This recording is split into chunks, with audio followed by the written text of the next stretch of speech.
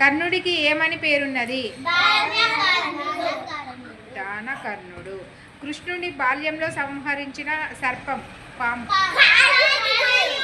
శ్రీకృష్ణుడు చిటికన వేలిపై మోపిన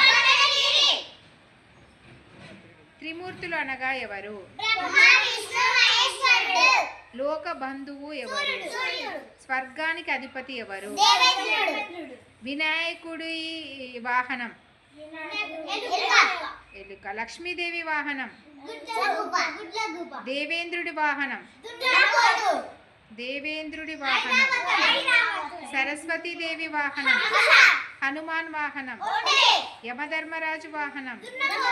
మహావిష్ణు వాహనం? శివుని వాహనం? కుమారస్వామి వాహనం?